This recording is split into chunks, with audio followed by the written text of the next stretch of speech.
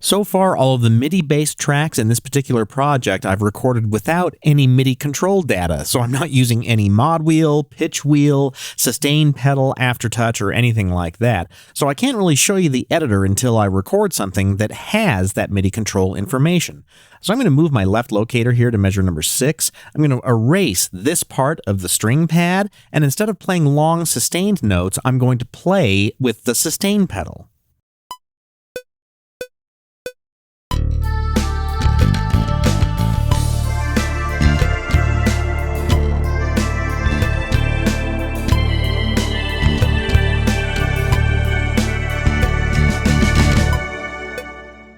And I'm going to do one more pass without playing any notes, but I'm going to be adding the magic on this string pad that I talked about much earlier in this course, where I'm going to roll the mod wheel forward to bring the filters up, and it's going to add some energy to that track that wasn't there before. So I'll record another pass on that same track.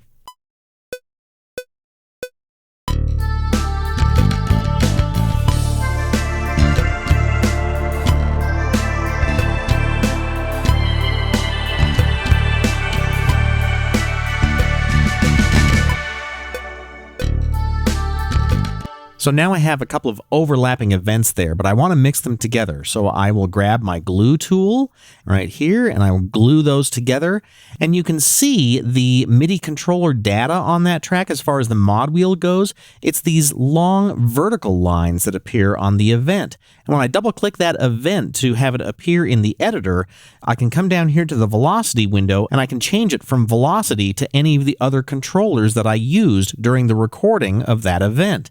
And you can see that velocity has a little diamond next to it. That diamond indicates that that type of data does exist in the control window.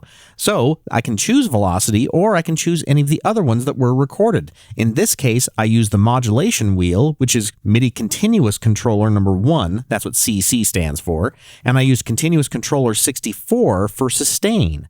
So when I choose the modulation option, now that control lane has opened up so that I can see that mod wheel rolling forward and rolling back if I rolled it back to its original position, which I may need to do. In fact, I did that at the very end of that event to make sure that the next events that I played on that track actually had the modulation wheel going back to 0. Had I not done that, then the wheel would be presumed to be in its forward position for the rest of the events until the modulation wheel came back down. So what I'm going to do is draw a box around all of that control information and delete it, and then what I can do is draw in my own by using the draw tool, or I can just right or control click here to select the pencil tool. When I draw that in the controller editor, then I can just add that data to have the wheel going down at the very, very end of the event. And if I solo those events, you'll be able to hear the modulation wheel and what it does to change the timbre of that instrument. I'm only hearing it right now because Solo Editor is on.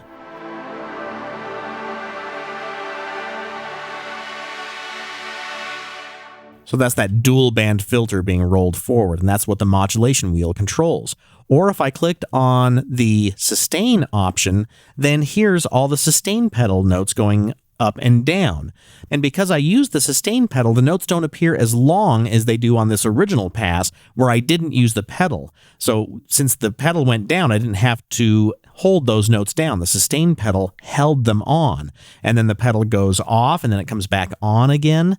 And you always want to make sure that when you're recording a pass with the sustain pedal that you don't hit the stop button before you've lifted off the sustain pedal. Otherwise, the sustain will be left on from the last on point, and you definitely don't want to have that orphaned MIDI sustain pedal data. And next I'll show you how to dissolve a part.